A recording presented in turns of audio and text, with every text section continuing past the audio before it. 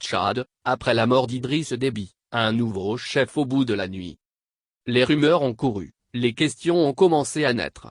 Ce 20 avril 2021, la nouvelle de la mort d'Idriss Déby est annoncée par un groupe de militaires qui apparaît à la télévision, le CMT, le Conseil militaire de transition, avec à sa tête Mahama Idriss Déby, le fils du président défunt. La création de ce conseil, chargé de préserver la stabilité et la permanence du pouvoir en place, s'est faite entre le 19 et le 20 avril, après des échanges entre les grandes figures du régime. Retour dans ce troisième volet de notre enquête sur les discussions qui ont conduit à la réorganisation du pouvoir tchadien. Il est 13h15, ce mardi 20 avril 2021, lorsque 15 généraux intrahissables apparaissent à la télévision tchadienne. 3 hommes sortent du rang. Celui qui s'approche du micro est le général de brigade Azem Bermando Agouna, porte-parole de l'armée.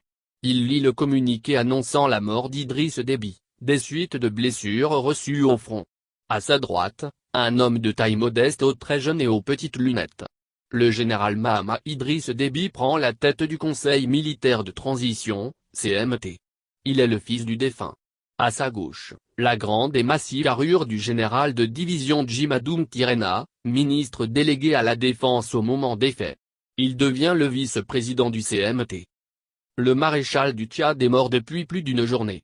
Tout le lundi, la rumeur a circulé dans les cercles du pouvoir qu'il avait été blessé, mais sans inquiéter outre mesure. Dans ma génération, on a tous été blessés plusieurs fois, on a tous des souvenirs, explique un ancien farouche adversaire d'Idriss Déby devenu son conseiller. Il y avait bien un gros déploiement autour de la garde présidentielle et du palais, mais la ville était très calme, il n'y avait aucun signe de panique. On a entendu ça, mais on n'avait aucune confirmation, affirme un diplomate.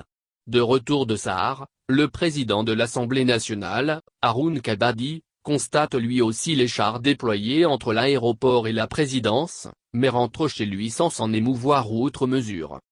Le temps change néanmoins dans l'après-midi.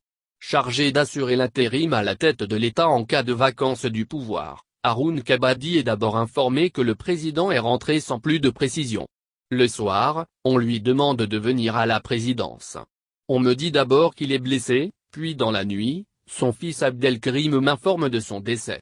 Abdelkrim Idriss Déby, dit que Rimo, est alors le directeur adjoint du cabinet de son père, il est aux premières loges de la transition qui s'ébauche.